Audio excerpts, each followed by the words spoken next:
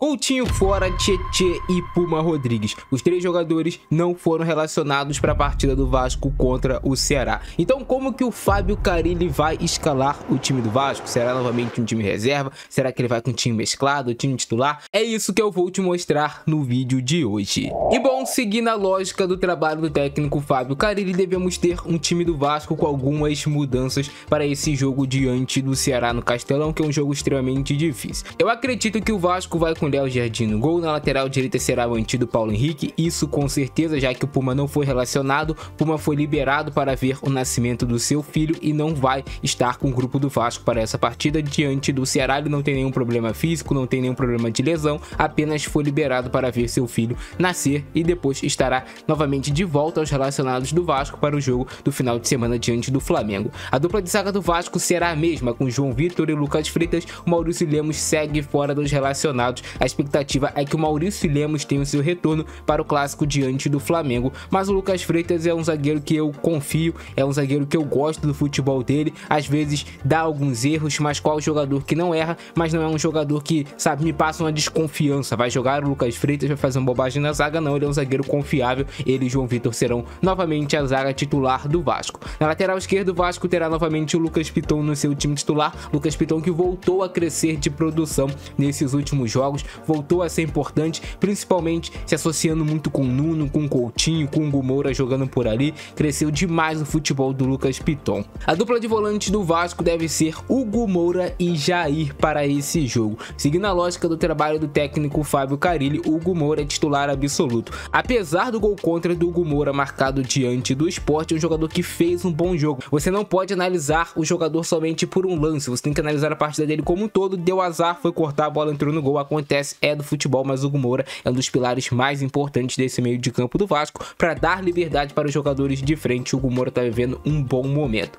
Por que eu acho que ele vai entrar com Jair no lugar do Tietê? Tietê que não foi relacionado por conta de problemas familiares. Não foi falado quais problemas familiares, até porque é algo pessoal do Tietê, mas ele não foi relacionado. Espero que se resolvam os problemas familiares dele e que ele possa ajudar o Vasco no restante da temporada. E o porquê eu acho que ele vai de Jair? O Jair traz um controle maior do meio de campo. Ele também fez a opção por colocar o Jair no jogo contra o Sport. O Paulinho é um volante até que se assemelha mais ao estilo de jogo do Tietê, mas eu acho que deixa o time do Vasco um pouco mais exposto à entrada do Paulinho. E é sempre bom você ter também uma opção para entrar no segundo tempo. Eu acho que tanto o Jair, Paulinho e Tietê, eles conseguem manter o mesmo nível de atuação assim. Não é que vai sair do Tietê e vai entrar um jogador muito ruim. Então o Vasco hoje tem para esse setor do meio de campo jogadores que, se sair um, o outro vai jogar e o time não vai sentir uma falta absurda. Acredito eu que ele vai com o Jair de titular, mas também não me surpreende se ele entrar com o Paulinho, tá entre esses dois jogadores, mas eu acho que a escolha do técnico Fábio Carille será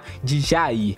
O Vasco do meio pra frente também terá alterações. Primeiro aqui na ponta direita o Garré tá confirmado, eu acho que ele vai sim pro jogo. Tem a possibilidade do Adson ganhar alguns minutos como titular, mas eu acho que ele vai repetir realmente o Garré. O Ryan também entrou bem na última partida. É importante talvez você guardar o Ryan pro segundo tempo para você ter uma válvula de escape no contra-ataque como foi nesse último jogo. O Ryan é muito forte, é rápido, tem uma passada larga e finaliza bem pro gol. E pode ser importante caso o Vasco esteja na frente do placar, em algum momento no segundo tempo o Ceará tente encurralar o Vasco ter essa válvula de escape de mais velocidade. O Ryan pode entrar bem na partida, assim como ele entrou nesse último jogo. O Payet substituirá o Felipe Coutinho no meio de campos, aí é uma certeza. O Vasco é um dos únicos times do futebol brasileiro que tem 12 camisas 10 realmente que são de alta qualidade. O Payet entrou muito bem na última partida diante do Sport e eu espero que ele repita essa atuação. Passa muito uma vitória do Vasco por uma grande atuação também do seu meio campista, do seu camisa 10. E o Payet nessa reta final de contrato pelo Vasco, ele vai tentar mostrar o máximo que ele tem qualidade para permanecer até o final do ano ainda, que ele tem fôlego.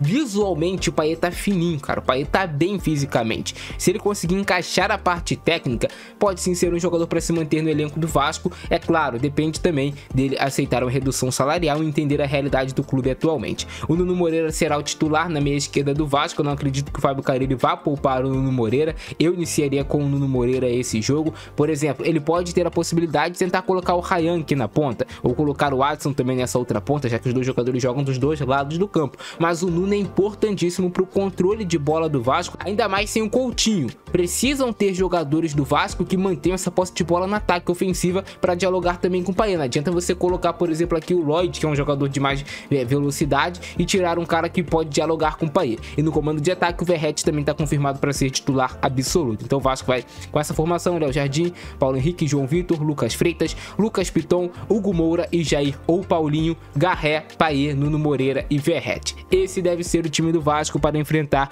o Ceará jogando fora de casa. Jogo dificílimo, a gente sabe como é difícil de bater o Ceará lá no Castelão.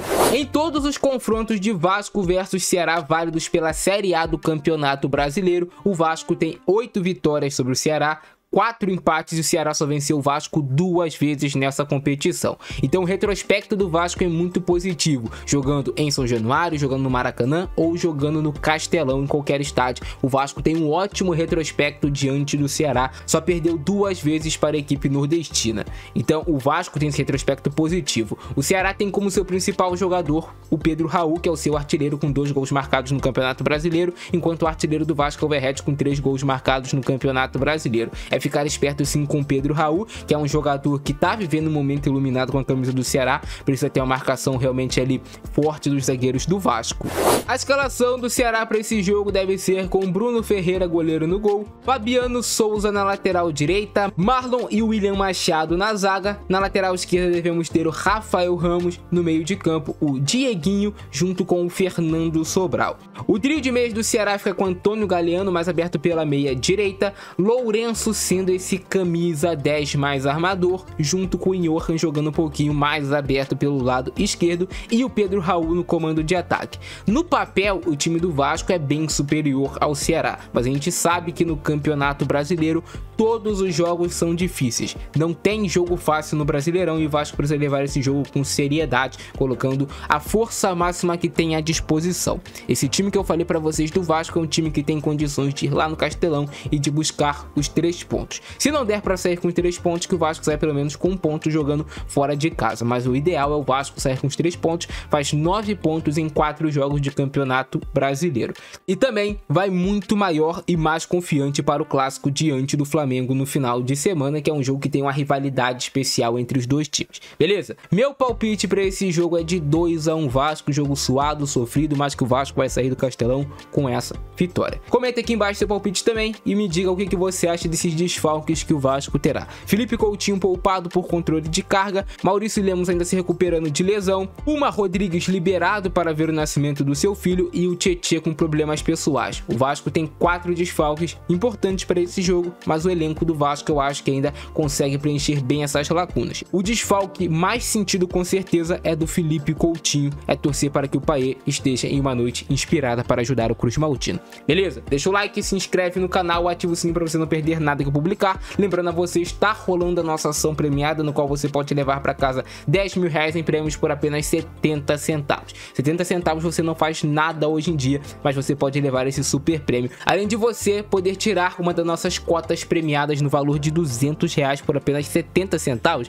tá valendo a pena, eu acho que vai salvar a sua semana. Beleza, cara? Eu ficando nessa, grande abração do Francesco, é nóis e fui!